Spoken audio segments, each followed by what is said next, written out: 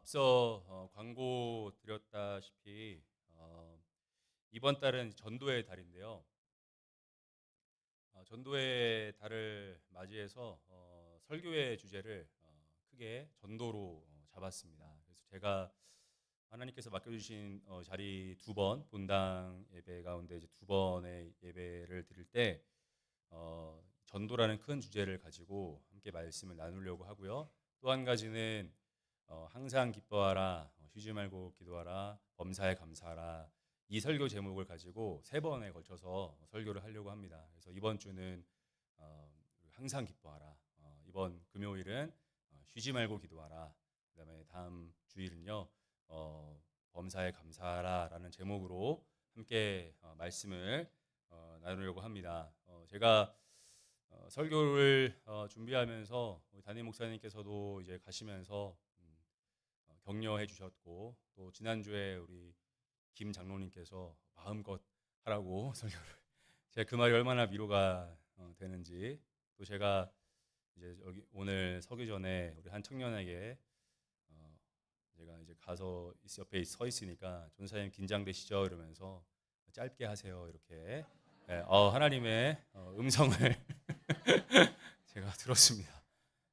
그래서 마음껏 짧게 편안한 마음으로 하겠습니다. 네. 또 중고등부 이제 학생들과 청년들이 있으니까 제가 우리 중고등부 학생들 버전으로 잠깐 이제 이렇게 시작하고 싶은데요. 우리 한번 옆에 있는 분들과 함께 이렇게 질문을 했으면 좋겠습니다. 여러분은 전도할 때 어떤 것이 가장 큰 걸림돌이 되는가요? 이렇게 한번 질문을 하시고 답변도 한번 들어보시면 좋을 것 같아요. 전도할 때 가장 큰 걸림돌이 되는 게 무엇인지 우리 한번 옆에 있는 분들과 나눠볼까요? 네.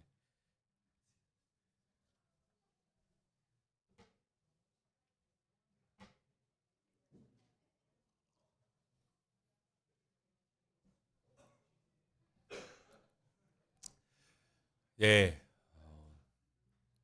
걸림돌을 말씀하시는데 웃음이 나시나요? 네, 우리 화목한 영락교회입니다. 제가 어제 설교를 준비하는데 한 청년이 저에게 카톡으로 CGN 투데이라는 기독교 뉴스 저널에서 발행한 링크를 하나 저에게 보내주었습니다. 참고로 이 CGN은 이제 한국의 온누리교회에서 만든 기독교 방송국인데요. 이 뉴스의 내용은 다음과 같습니다. 이란에서 현재 이란이라는 나라에서 기독교가 확산되고 있다는 것입니다. 기독교가 확산되고 있습니다라는 뉴스였고요. 많은 무슬림이 이슬람을 떠나 예수님을 따르기로 결정했다. 그리고 많은 무슬림들이 세운 모스크, 예배드리는 모스크가 7만 5천 개 정도가 이란에 있는데 지금 5만 개가 문을 닫았다고 해요. 이런 현상이 이제 벌어지는 가장 큰 이유는요. 이란 최고 지도자 아야톨라와 그 다음에 이슬람 신권 정치에 대한 실망감에서부터 비롯된 것이다라고 분석을 하고 있습니다. 현재 이란은 세계에서 가장 높은 마약 중독률과 인구 절반 이상이 이제 빈곤하게 살아가고 있다고 합니다. 결국 이 뉴스를 이제 요약하자면 이슬람 정권에 대한 실망, 그 실망이 이제 이란의 무슬림들이 기독교로 개종하게 되는 계기가 되었다라는 이제 뉴스였습니다. 저는 이 뉴스를 접하면서 여러 가지 생각과 마음이 들었는데요. 저는 이 가장 저에게 인상적이었던 것이 그들이 개종하게 된 그 동기가 무엇인가가 좀 저에게 인상적이었습니다. 물론 하나님께서 일을 하셔서 그들이 예수님을 따르게 되었다라는 기쁜 소식, 좋은 소식이기도 하지만서도 예수 그리스도를 구주로 믿고자 해서가 아닌 이슬람에 대한 실망 때문에 종교를 바꿨다라는 것이 저에게는 좀 한편의 찝찝함을 주었습니다. 이것을 이제 무슬림 입장에서 한번 말하자면 모스크에서 드리는 예배, 일상 속에서의 자기의 신과 교류하는 그 신앙 생활 안에 기쁨이 사라진 것이죠.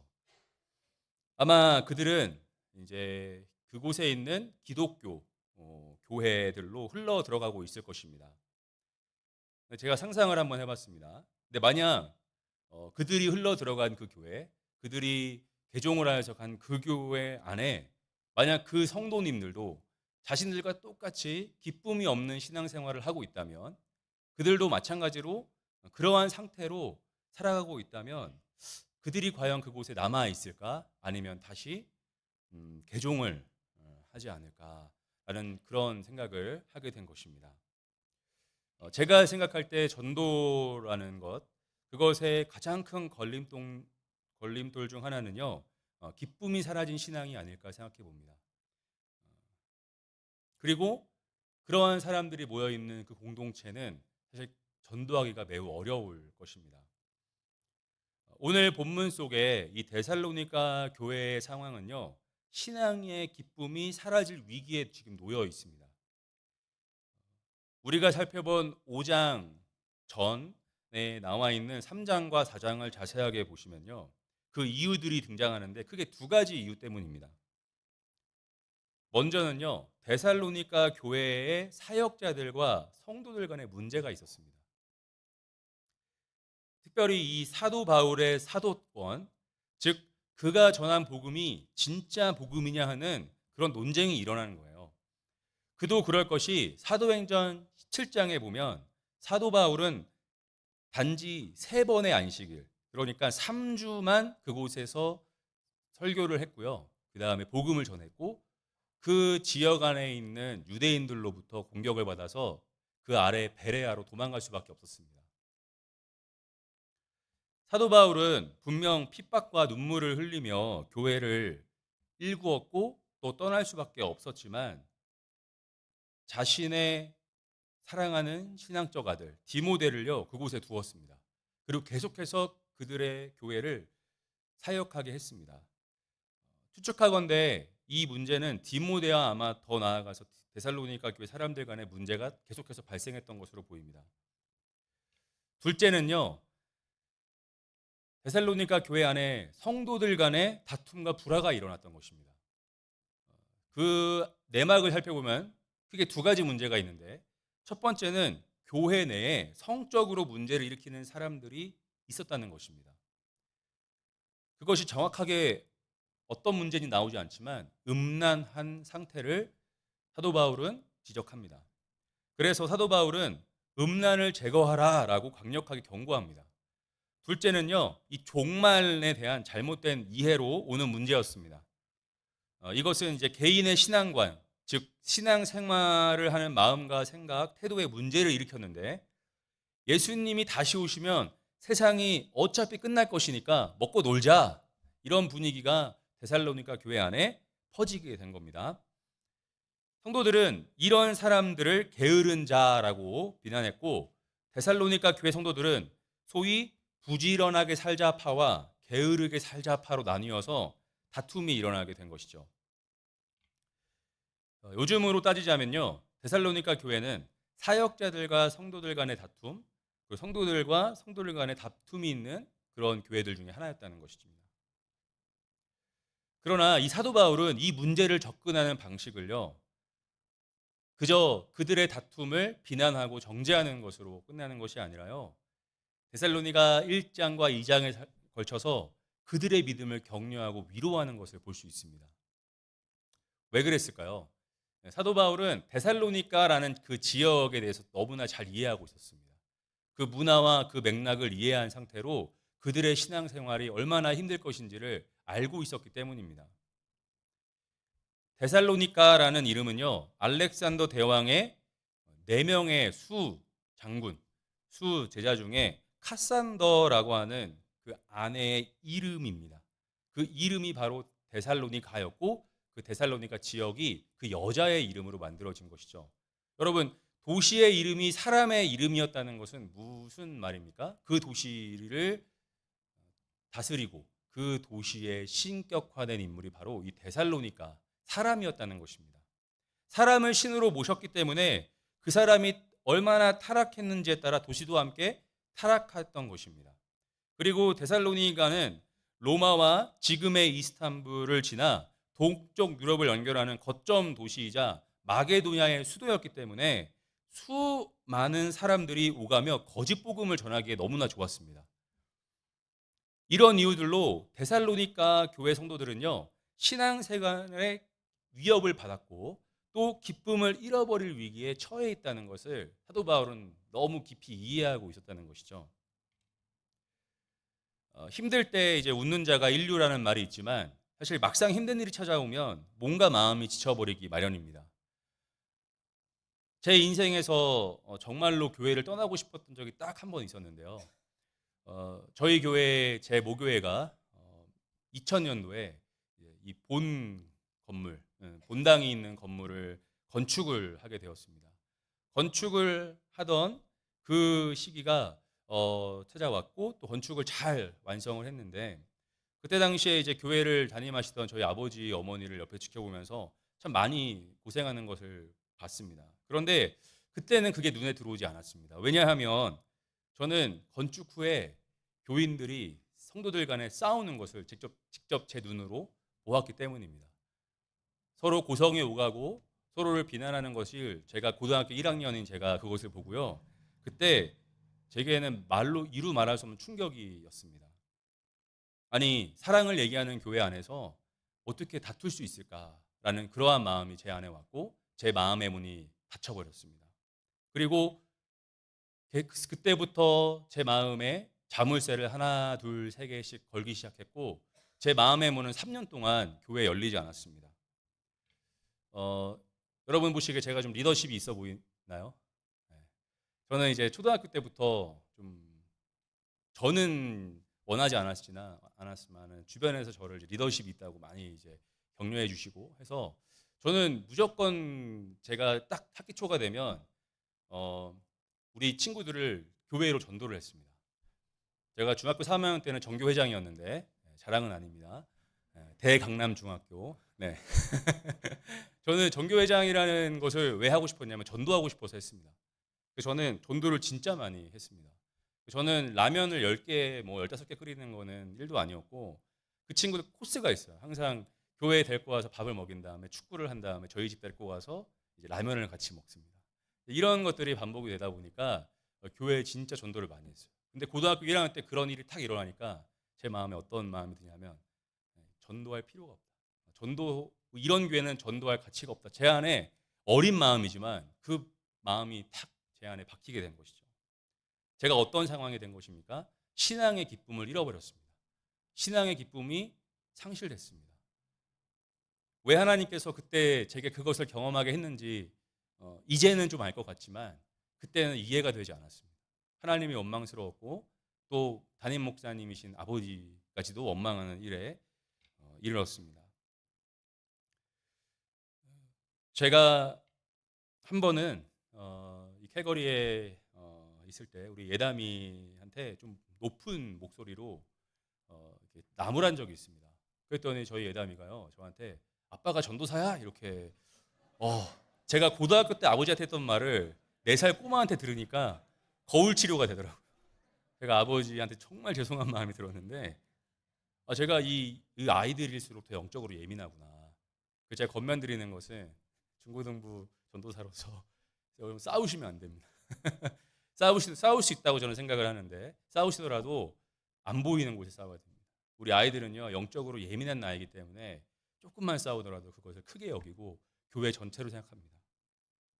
얼마 전에 교민 집회에 오신 박신일 목사님, 밴쿠버에서 이제 목회하시는 목사님이 유명하신 목사님도 아실 텐데요. 그 목사님이 장로 후보자를 추천받을 때 반드시 그 장로님께서 장로가 될 자격이 있는지 없는지를 자녀들에게 이메일을 보내서 확인하신다고 해요. 그게 컨피덴셜하게 그 교회에는 과정 중에 있다고 합니다. 만약에 자기 자녀가 한 명이라도 우리 아빠는 장로감이 아닙니다라고 하면 탈락한다는 거예요.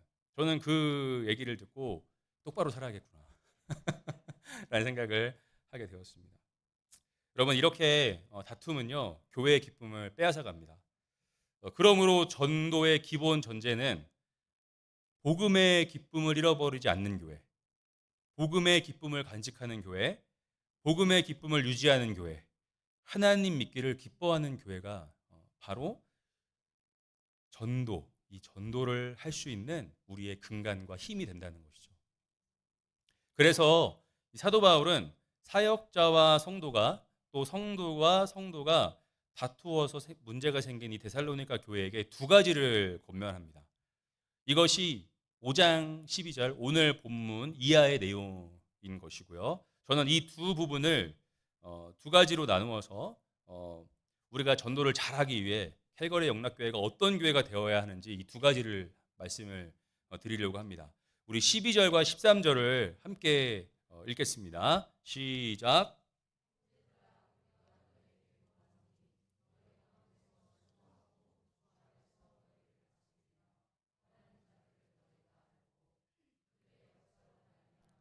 사랑 안에서 귀히 여기며 너희끼리 먼저 이제 오해가 없으시길 바라겠는데요. 이 한글 번역에는 개정 개혁에는 이제 형제들아라고 되어 있는데 이 형제들아를 헬라어로 보면 아델포이입니다. 아델포이. 아델포이는 문맥에 따라서 남성들만이 아니라 형제 자매를 모두 포함합니다. 그래서 영어 성경으로 보면은 brother and sisters 이렇게 나오죠. 그래서 자매님들도 포함됩니다. 그래서 자매님들도 들으시고 내 말씀이구나 이렇게 생각했으면 좋겠습니다. 여러분 화목한 교회는 먼저 어떤 교회입니까? 사역자와 성도가 서로 존경과 사랑을 건네주고 건네받는 교회입니다. 그래서 사도 바울은요 12절에서 너희에게 구하노니 너희 가운데서 수고하고 주 안에서 너희를 다스리며 권하는 자들을 너희가 알고 그 13절에서 그들의 역사를 말미암아 사랑 안에서 가장 귀히 여겨라라고 말합니다. 그리고 그들과 화목해라라고 말하는 것이죠. 그런데 먼저 사역자라고 불리는 이 사람들에게 갖춰야 할 중요한 덕목이 세 가지가 나오는데요. 여기서 말하는 수고하고라는 것입니다. 그리고 주 안에서 너희를 다스리는 자들입니다. 그리고 권면하는 자들입니다. 여기서 이 수고라고 하는 단어는요. 땀 흘리며 일하는 육체의 노동을 가리키는 말입니다. 그러니까 영적인 부흥을 위하여서 또 기쁨을 유지하기 위해서 땀 흘리는 자들, 곧 목회자뿐만 아니라 모든 사역자, 교회의 모든 사역자들, 그 모든 분들을 존경하고 또 사랑으로 대하라라고 얘기하는 것입니다. 이것은 두 가지의 의미가 있는데요. 첫째는 사역자들에게 주시는 말씀입니다. 우리 사역자가 어떤 자세로 교회를 섬겨야 하는지, 또 교회를 다스려야 하는지, 또 성도들을 대해야 하는지를 보여줍니다. 성도님들이 주시는 사랑과 또 성도님들이 주신 존경이 당연한 것이 아니라 그것은 하나님께서 허락하신 귀한 은혜의 마음임을 잊어서는 안 되겠습니다.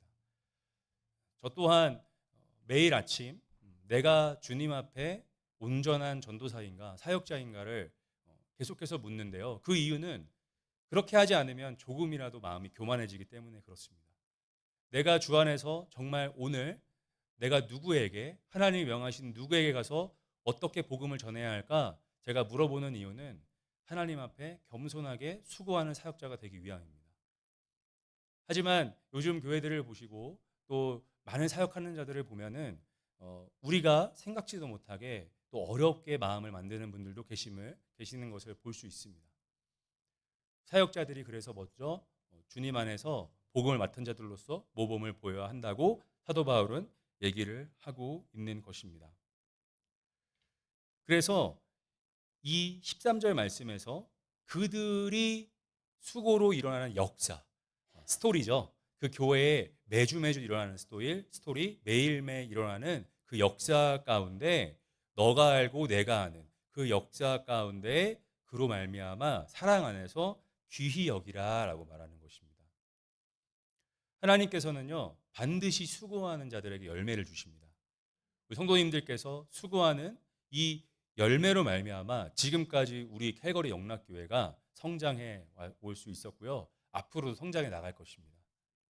우리의 수고를 사랑하시고 우리의 수고를 격려하시는 하나님을 우리가 의지해야 합니다. 그랬을 때 우리가 아름다운 이야기가 이 캘거리 영락교회에서 일어날 줄 믿습니다. 얼마 전에 우리 청년부의 두 명의 청년이 씩씩하에서 원주민 친구 한 명을 신방하고 왔습니다. 제가 시키지 않았어요. 청년들이 저한테 먼저 연락이 왔습니다. 전도사님, 제가 우리 원주민 친구 한 명 만나고 오고 싶은데 괜찮나요? 라는 제안을 받았어요. 제가 너무 감동이 되었습니다. 왜 감동이 되었냐면 그들의 수고의 역사가 일어나고 있는 것. 그리고 그들이 지금 그 만들어낸 이야기를 통하여서 하나님께서 맺으실 열매와 사랑이 기대되었기 때문에 너무나 감사한 일이었습니다. 여러분 삶에 어떠한 이러한 수고로 어떠한 이야기가 여러분 가정 안에, 여러분 삶 안에 일어나고 있습니까? 그러한 아름다운 이야기들이 우리 캘거리 영락교회를 지지하시고 사랑하시는 하나님이 살아계심을 우리가 만나는 지점일 줄 믿습니다. 15절부터는요. 이제는 14절 15절에서는요.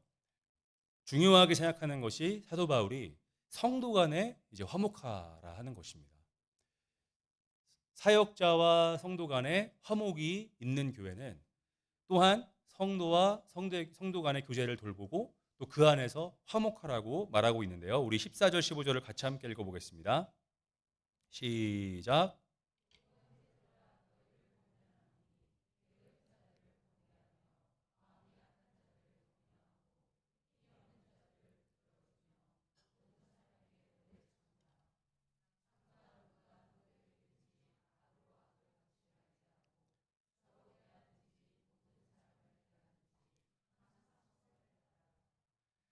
여기에는요. 세 부류의 사람들이 나옵니다. 첫 번째는 게으른 자들입니다. 게으른 자들. 두 번째는 마음이 약한 자들입니다. 세 번째는요. 힘이 없는 자들이 나옵니다. 우리가 데살로니가 교회의 상황 속에서 이 세 부류를 분석을 하면 먼저 게으른 자들은 일하지 않고 깨부리는 사람들이었습니다. 종말이 올 것이니까 놀고 먹자라고 하는 잘못된 신앙관을 가진 사람들이었습니다. 또 마음이 약한 자들은 누구였냐면 구원에 대해 염려하는 겁 많은 사람들이 있었습니다.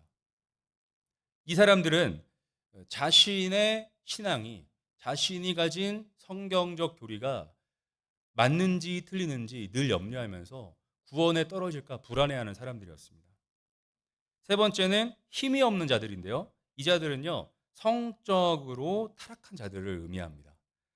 그래서요, 성적 자제가 어려워서 늘 염려하고 고민하는 사람들, 문제를 일으키는 사람들을 말합니다.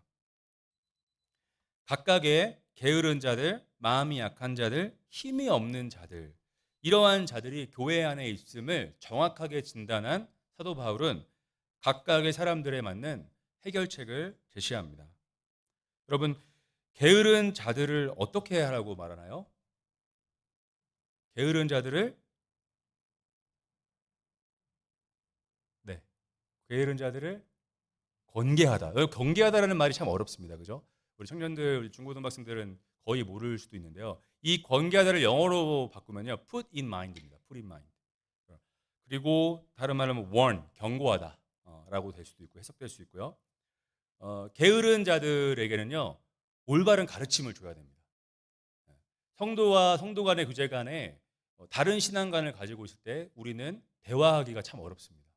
그리고 다른 생활 방식, 같은 교회 안에 있지만 다른 생활 방식 갖고 있기 때문에 그들의 문화를 침범하는 것처럼 느껴지고 그의 사생활을 침범하는 것처럼 느낄 때가 있습니다.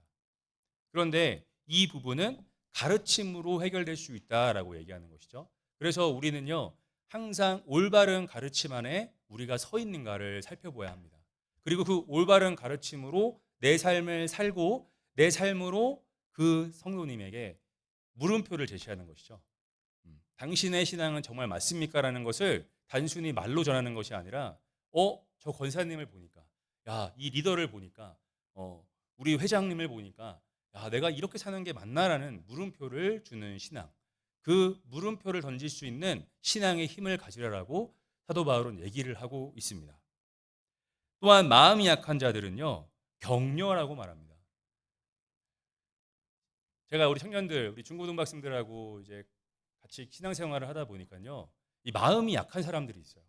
자신의 구원에 대해서 고민을 염려를 하는데요, 기쁜 마음으로 하는 게 아니라 그 염려 때문에 기쁨이 잃어버려지는 거예요.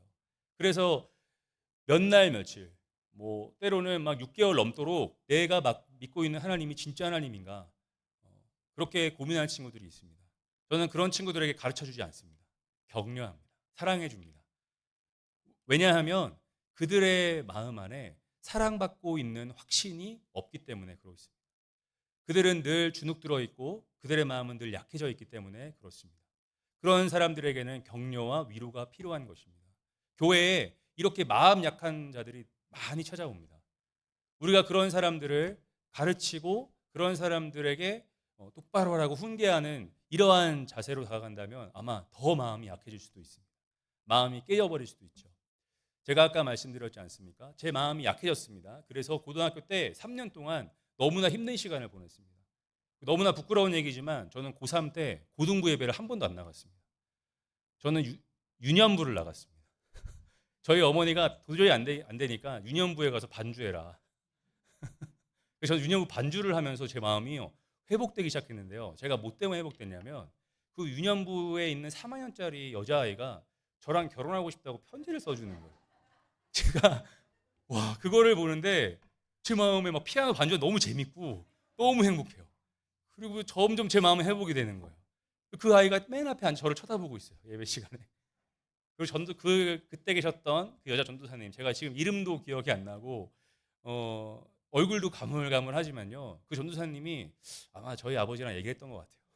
그래서 등치 큰 우리 아들 좀 잘 보살펴줘라 아버지가 부탁하셔서 제가 반주하는데도 한마디도 저한테 뭐라고 하지 않으시고 늘 격려해 주셨어요. 그러니까 제 마음이요 저절로 회복되는 것을 경험했습니다. 신의 한 수였죠. 여러분 이렇게요 우리가 위로하려고 하고 사랑하려고 하면요 하나님이 정말 생각지도 못한 아이디어를 주세요. 어떻게 고3짜리 목사님 아들이 고등부가 아닌 유년부에 가서 예배를 드리는 그 아이디어 하나님이 정말 재미있는 분이라고 여러분 가끔 생각하지 않습니까? 이것은요 우리 안에 사랑과 또 격려의 바운더리 안에서 반드시 그러한 이야기가 일어날 줄 믿습니다. 마지막으로요 힘이 없는 자들, 성적 자제가 어려운 자들인데요. 이거는 사실 문화적으로 지금 이런 상태라는 겁니다. 데살로니가라는 그 여인이요 얼마나 음란한 여인이었느냐면요. 그들이 가진 그 안에 데살로니가 도시 안에 많은 사람들을 성적으로 타락시킨 장본인이었습니다. 그곳에 영향받은 사람들이 교회로 왔지만 회심했지만 아직도 내 안에 죄성이 남아 있어서 그들을 넘어뜨리려고 하는 것이죠. 이런 사람들을요 어떻게 한다고 말합니까? 붙들어 준다라고 얘기하죠. 붙들어 줘라라고 얘기합니다. 근데 여러분 이게 헬라어로 보면요 어떤 이미지냐면 붙드는데 그가 놔라고 도망가잖아요. 그러면 그 옷이 벗겨질 때까지 붙들라는 겁니다. 물고 늘어지라는 거예요. 물고 늘어지라.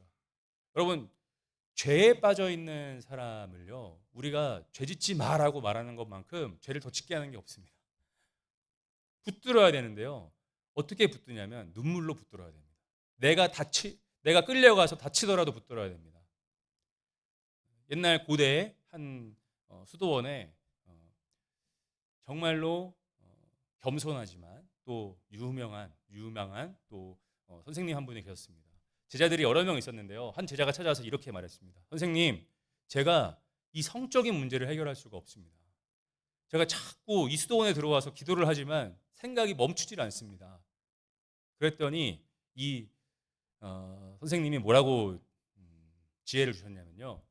그러면 너가 그 성적인 범죄를 짓는 그 자리에 서서 그 자리에 있을 때 주기도문을 외워봐라. 죄 짓지 말라고 말하지 않고 그 자리에 가서 짓기 전에 딱 한 번만이라도 주기도문을 외워봐라라고 말을 했습니다. 그 수도승이 제자가 또 마음이 이제 올라온 거예요. 욕망이 올라온 겁니다. 그래서 수도원을 박차고 나가서 여자를 찾아갔습니다. 그리고 그 여자와 사랑을 나누기 전에 음란한 또 행위를 하기 전에 나 잠깐만 할 일이 있어 라고 하고 주기도문을 외웠다는 거예요. 그런데 그때 이 선생님은 뭐 하고 있었는가? 선생님은요 이 제자가 나가는 것을 보고 뒤따라 나가는 겁니다. 그래서 그가 들어간 집 바깥에 서서 계속 기도를 했답니다. 저는 이 이야기가 여기서 끝나는데요. 이 이야기를 제가 보고요. 아, 이것이 예수님의 사랑이구나라는 것을 깨달았습니다. 제가 지난주에 우리 청년들과 함께 나눴던 설교 중에 하나의 시를 이제 제가 인용을 했는데 여기서도 한번 인용을 하고 싶습니다. 중독이라는 시예요. 중독이라는 시. 중독이라는 시인데 그 중독이라는 시의 내용은 무엇이냐면 아이가 돌아와서 게임하는 거, 아이가 게임의 중독에 빠져서 게임을 하는 거에 대해서 이 아이의 입장에서 시를 쓴 거예요. 나는 학교 갔다 와서 게임한다. 나는 밥 먹고 게임한다. 나는 친구 만났다가 돌아와서 게임한다. 근데 엄마는 맨날 시도 때도 없이 잔소리한다. 엄마가 잔소리 중독뿐이지. 이 아이 쉬지도 않고 친구도 안 만나고 밥도 안 먹고 잔소리하는 엄마가 중독자지. 이렇게 이제 시를 쓴 거예요. 여러분 이게 부모의 입장과 아이의 입장이 다르죠. 근데 이 시의 반전은요. 이 시를 엄마가 썼다는 거예요. 잔소리하는 엄마가 깨달았어요. 내가 아이한테 이렇게 주변 친구들 또 자기를 비롯해서 아이들한테 잔소리하는 자기를 보고 깨달은 거죠. 여러분 사람이 말로 바뀌었으면 저희 진짜 바뀌었죠. 그죠? 얼마나 좋은 이야기 많이 듣습니까? 그런데요.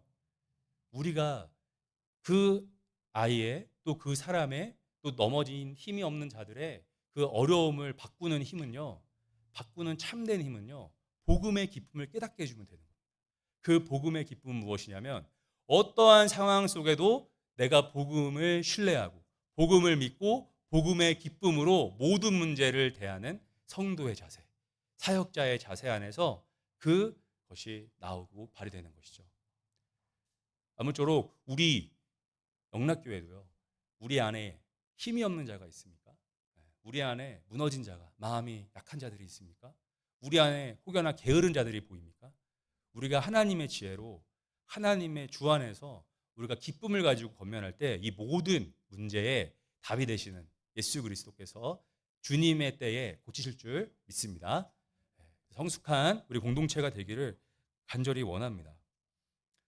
이렇게 교역자와 성도 간의 문제, 그리고 성도와 성도 간의 문제를 해결하는 지혜를 주었던 사도 바울은요.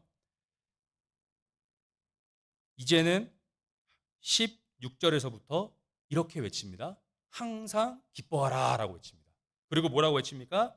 쉬지 말고 기도하라. 그리고 범사에 감사하라.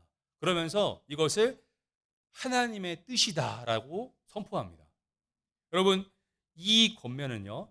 화목한 교회가 되기 위해서 아까 구체적인 권면을 드렸던 것 그 다음에 우리가 예배를 회복해야 한다라는 그러한 취지로 이 권면을 사도 바울이 외친 것입니다. 우리가 어떻게 할 수 있냐면 모든 16절부터 18절까지의 동사가 복수형입니다. 복수형. 한 사람을 위해서 한 게 아니라요. 전 교인을 향해서 사도 바울이 이제 외치는 것이죠. 그리고 하나님의 뜻이다라는 것. 그 하나님의 뜻은 우리가 거룩한 자로 서는 거 아니겠습니까? 거룩한 마음으로 예배드리는 거 아니겠습니까? 그 예배에 초점을 맞춰서 항상 감사하는 예배를 드리고 항상 기뻐하는 예배를 드릴 것을 권면하는 것입니다. 이 기뻐하다라는 단어를요. 우리가 살펴보면요. 카라라고 하는 단어. 여러분 우리 한 30대 되신 분들은 카라, 20대 후반은 아시죠? 여성 걸그룹 카라. 그 카라가 원래는 기쁨이란 성경의 헬라어로 카라라고 하는 것이 기쁨이란 뜻이에요. 기쁨. 그리고 이 동사형이 카이로라는 뜻이에요. 카이로. 그래서 카라와 카이로가요. 반복해서 성경에 쓰이고 있어요. 근데 이 카이로와 카라는요. 성경 속 기쁨에 대한 명령형으로 나와 있습니다. 단순히 행복하라, 웃어라라는 의미를 넘어서요. 영적인 기쁨을 얘기합니다. 여러분, 영적인 기쁨과 육적인 기쁨의 차이가 무엇이죠? 영적인 기쁨과 육적인 기쁨의 차이가 무엇입니까? 영이신 하나님께서 지속적으로 우리에게 주시는 기쁨과 우리가 웃길 때만 웃고 행복할 때만 웃는 그러한 행복과는 차원이 다르다고 얘기하는 것이죠. 그래서 성경에는요. 행복으로 번역된 단어가 거의 없습니다. 제가 알기로는 새 번역 버전으로 신명기에 그 한 단어 행복이라는 단어가 나오고요. 다 기쁨으로 우리가 번역된 것을 보는데요. 우리의 이 기쁨은요. 하나님이 주시는 기쁨입니다. 그래서 여러분들 이 기쁨이 카이로 그리고 카라가 어디에 나오냐면요. 갈라디아서 5장. 우리 3개월 동안 목사님과 함께 말씀 드렸잖아요. 갈라디아서. 그 그 갈라디아서의 성령의 열매 중에 두 번째, 바로 희락이라는 단어가 이 기뻐하라는 단어와 똑같습니다. 성령의 열매인 것이죠. 기쁨은요, 우리가 기뻐한다고 해서 기뻐지는 게 아니에요. 우리가 기뻐하려고 노력해서 기뻐지는 게 아니라요, 그냥 상황과 상관없이, 감정과 상관없이, 나의 환경과 상관없이, 건강, 모든 것과 상관없이 주님 주시는 기쁨으로 기뻐하는 그 기쁨을 얘기하는 것입니다. 이 기쁨이 어디 안에 있습니까? 주 안에 있습니다. 주님 안에 있습니다.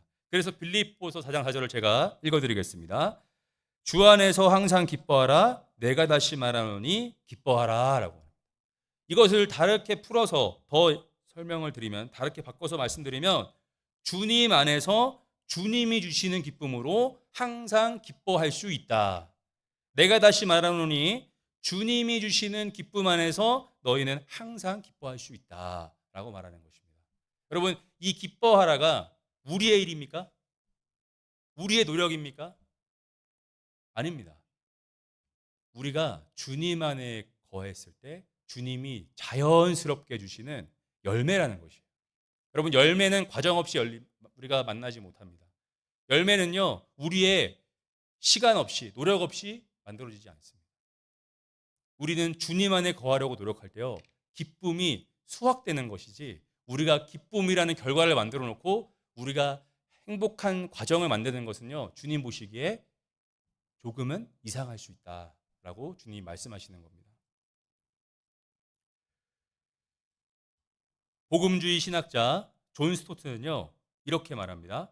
우리가 하나님을 기쁘시게 하고자 애쓰지 않으면서 어떻게 하나님을 알고 사랑한다고 주장할 수 있을까? 이런 말로 복음을 믿는 자들에게 도전을 줍니다. 우리가 우리를 기쁘게 하시는 그 기쁨 주시는 하나님을 너무 감사한 마음으로 기뻐해드리자라는 그러한 마음 없이 우리가 어떻게 하나님을 사랑할 수 있느냐라는 것이죠. 우리 청년들과 이제 하반기에 성경 일독 모임을 합니다. 우리 20명의 청년들이 같이 카톡방에 들어와서요, 신청한 청년들과 함께 성경을 매일매일 읽어나갑니다.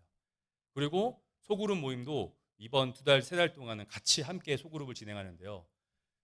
제가 이렇게 하는 이유는 무엇이냐면, 복음이 주는 기쁨, 말씀 가르침이 주는 기쁨, 주 안에 거할 때 주는 기쁨을 함께 수확하기 위한 과정이죠. 과정으로 함께 하는 것입니다. 이것을 성경적 지식을 많이 알고 성경에 대해서 풍부하게 지식을 알므로 똑똑한 사람이 되자가 아니라, 우리가 어떤 상황 가운데서도 주님 주시는 기쁨을 캐치할 수 있고 잡아낼 수 있는, 붙잡을 수 있는 우리 청년들이 되길 원하는 마음에서 하는 것입니다. 우리의 모든 봉사와 모든 사역과 모든 예배와 모든 삶의 일과 모든 가정의 일들이요, 주 안에서 거한다면요, 여러분이 상상도 하지 못할 기쁨의 열매들이 맺어질 줄 믿습니다. 여러분들께서 이 주 안에서 거하라고 말씀하시는 이 귀한 기쁨의 예배가 회복되기를 원합니다. 신앙 속에서 기쁨을 회복할 때 우리는 시간 쓰는 법을 배울 수 있습니다. 돈을 쓰는 법을 배울 수 있고요, 가정을 화목하게 하는 법을 배울 수 있습니다. 죄로 인해 타락한 우리의 마음이 거룩함, 주님의 거룩함 성품의 토대 위에서 다시 삶을 세워나가기 시작합니다. 얼마나 기쁜 일인지 모릅니다. 얼마나 기쁜 일인지 모릅니다. 신앙적으로 건강하게 성숙한다는 것을 보는 것은요, 정말 귀한 일입니다. 아까도 말씀드렸다시피 우리 청년들이 원주민 아이들을 만나러 간다는 그 이야기, 또 곳곳에 들리는 청년들이 일터의 현장 속에서 그 죄를 이겨보려고 노력하는 그 간증의 이야기들을 제가 들을 때마다 너무나 기쁩니다. 더 주님의 기쁨이, 주님 주시는 기쁨에 몰두할 수밖에 없습니다. 우리 안에서 이러한 것이요, 지지되어지고 격려되어질 때 우리는 서로 지적하는 사이가 아니라, 우리는 서로 지지하는 사이가 되고, 수치심을 주는 사이가 아니라, 우리 교회는 서로에게 하나님 말씀 복음으로 건면하는 교회가 될 줄 믿습니다. 이제 결론을 맺으려고 합니다. 첫 번째는요, 이 전도라는 용어에 대해서 우리가 다시 한번 생각해 봐야 한다는 것입니다. 여러분, 전도가 무엇입니까? 사도 바울은요, 지금 전도하고 있습니다. 누구를 전도하고 있습니까? 데살로니가 교회에서 기쁨을 잃어버린 자들을 전도하고 있습니다. 성도를 전도하고 있습니다.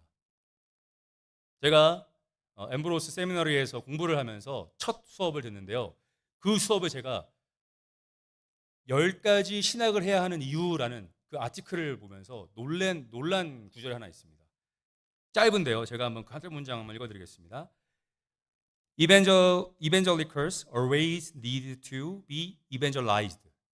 뜻은 뭐냐면 복음주의자들은 항상 복음화 되어야 한다. Every day. 여러분 제가 전도사잖아요. 저는 이 말이 너무 좋아요. 이제는. 옛날에 부담됐습니다. 전도를 못하니까. 제가 전도를 많이 해야 되는데 제가 많이 못하니까 부담이 되는데요. 저의 역할이 무엇인지를 다시 새롭게 재정했습니다. 저는 저희 청년부 안에, 저희 중고등부 안에, 저희 교회 안에 있는 분들을 전도하는 것입니다. 기쁨을 잃어버린 성도를 다시 기쁨을 찾아주는 일.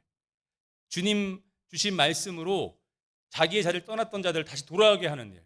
그것이 저에게 맡겨진 사명인 것을 깨닫고요. 저는 더욱더 말씀을 묵상하기를 기뻐하고 더욱더 저의 사역에 확신을 가졌습니다. 지금도 저는 이 자리에 앉아 계신 분들을 전도하기를 원합니다. 여러분 서로가 전도하기를 원합니다. 우리가 똑바른 길을 걸어갈 때 걷다 보면 지치고 좌로 치우치거나 우로 치울 수 있지 않습니까? 그럴 때마다 서로 전도해 주시면 됩니다. 어디로요? 주님이 보여주시는 길로. 그것이 우리가 전도한다라는 의미가 될 줄 믿습니다.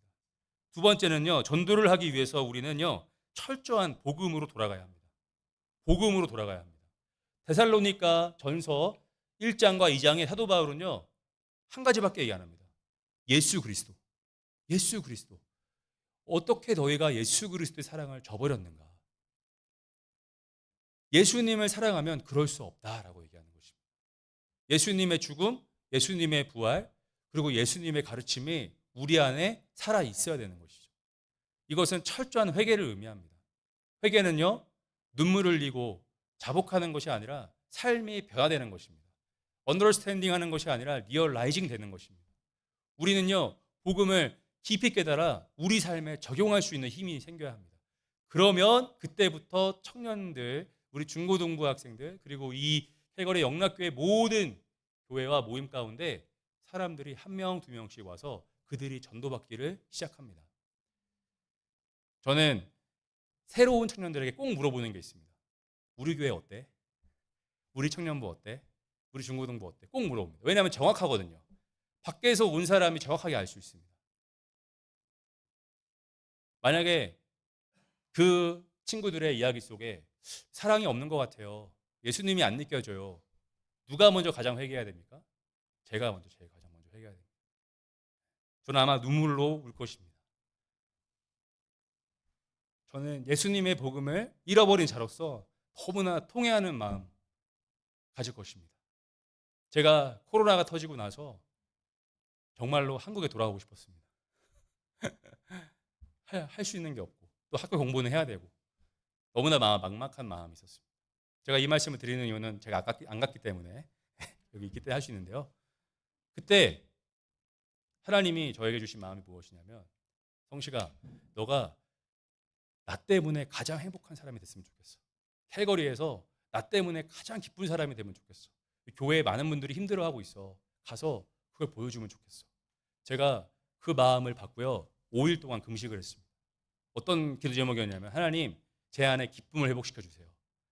제 안에 기쁨을 회복시켜 주세요. 그래서 제 안에 기쁨이 회복되는 것을 경험하고요. 제가 그때부터 정말 날개를 달았습니다. 날개를 달고요. 지금 정말 마음이 기뻐요.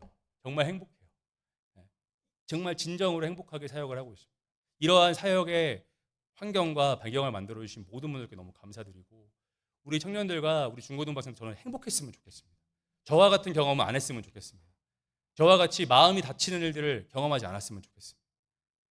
하지만 경험하게 한다 하더라도 그것을 기쁨으로 회복하는 우리 캘거리 영락교회가 될 줄 믿습니다.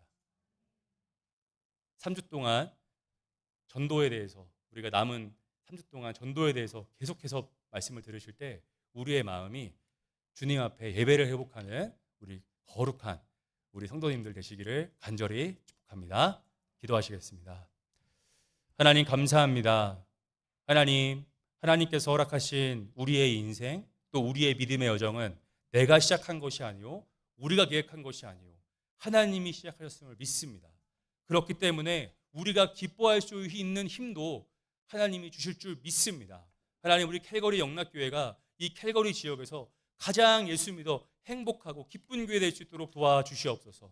혹시 이 자리에 기쁨을 잃어버린 영혼들이 있습니까? 기쁨을 잃어버리고 신앙생활에 방황하는 자들이 있습니까? 하나님, 우리가 서로 격려하며 붙들어주는 귀한 공동체 될 수 있도록 도와주시옵소서. 내가 먼저 하겠습니다. 예수님의 이름으로 기도드렸습니다. 아멘.